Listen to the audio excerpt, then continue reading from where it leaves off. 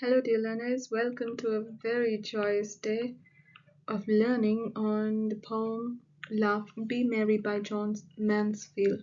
So, from the title itself, we understand it's about happiness, it's about laughing and being happy always.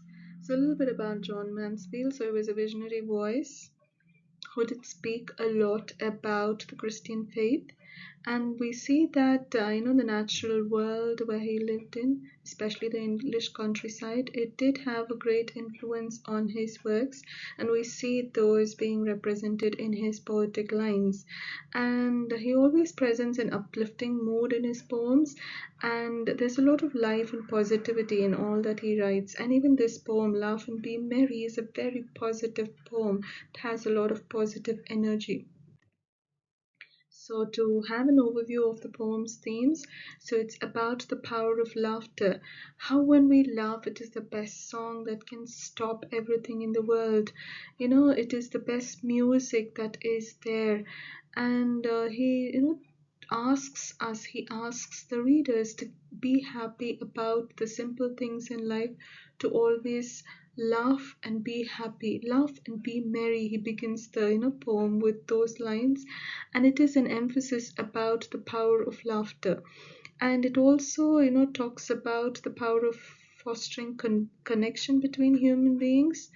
And even in the times of trouble, when you are standing up against wrong, you need to be firm, you need to be happy about it, you need to laugh and be merry when you are doing it. And the next salient theme is embracing the present moment. It helps us, realize this poem that we need to think about the simple joys of life, not to be worried about the big issues that are there, but to look at things that are there in nature, to just turn back and look out of our window, to look at the blue sky, to look at the swaying, trees, to just look at nature and imbibe that beauty inside us, imbibe that calmness inside of us. And this is, an extension of God's benevolence on all of us. And definitely we need to, stop from our fast moving life and enjoy the times of our life. So it talks about embracing the present moment.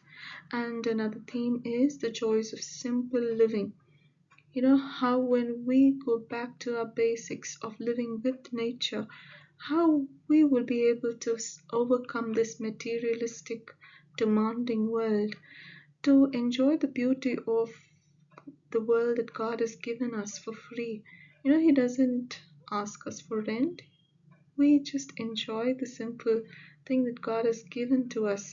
And over here we see, Mansfield is asking all of us to cherish that, to have a simple living, to live in the present moment, and to further our connection. So the importance of connection is very important. It's one-to-one connection between human beings, and also a connection with God, and also a connection with nature. So it's like, he gives us the various roads, the various pathways that our connection should lead to. One is our connection with our friends, our family, our relatives.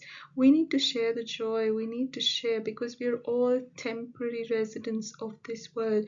In the very last stanza, he talks about how we are, residents of a small inn, how we are, just visitors to this inn. We reside for a small span of time.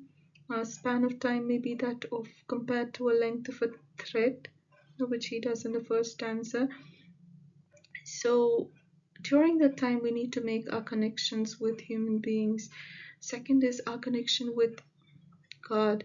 A connection with God is always unstable. Some of us still have disbelief, but over here, Mansfield reiterates the fact that we need to have that connection, because God has given us everything from out of His benevolence. He's given us out of His love. He's poured out everything into nature. He's given us everything. He's given us this capability to own. And so our connection with God needs to be right. And also the last aspect, which is our connection with nature. When was the last time that you stopped to look at the colors that are there in the environment around you, in nature that you see, in the butterfly that just flew past you. I'm sure many of us did miss that. And over here we see Mansfield is asking us to look at the different things, look at the colors that are there in nature, look at the calmness that is there in nature, look at the beauty that is part of nature. So the positivity that he tries to, bring to the reader is very evident through the elements that are represented in nature. And that is what we're going to see next, which is examining the imagery and symbolism that is used. It talks about the sun, it talks about its warmth, and we see that the sun itself over here is a symbol of hope, a symbol of brightness. We may be going through a gloomy day, but this sun is a symbol of the freshness, of positivity that is there.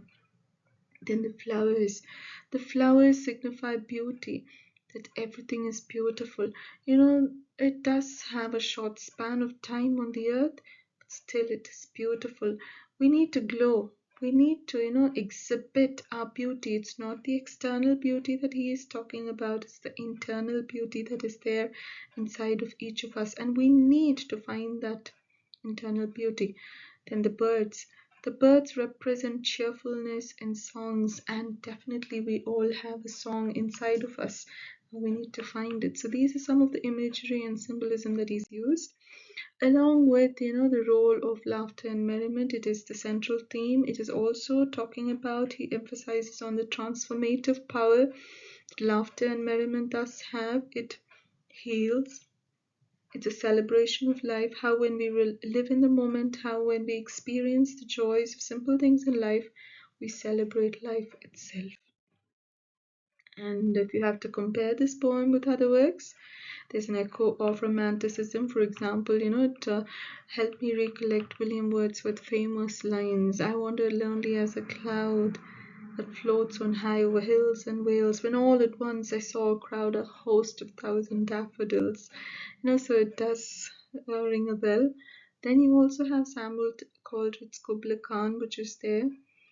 So we see that it is a call for nature. It's turning back to nature, and it's also an influence of Victorian poetry is also evident over here. Think of Tennyson's Ulysses, Rossetti's Remembrance, and we can see those sparks in the work of Mansfield. And to reflect on the poem's message, to embrace the present moment, to find joy in simplicity, and to collectively cultivate connections. And that is the very essential part of our life. We need to live in the moment. We need to be happy about things. We need to laugh a lot. We need to be merry about things. So the message is timeless. Any generation, anybody is going to read this poem, they are going to be uplifted. They are going to be filled with positivity. And I hope you are also filled with positivity and you have a cherishable life. You laugh and be merry always, dear learner. Thank you.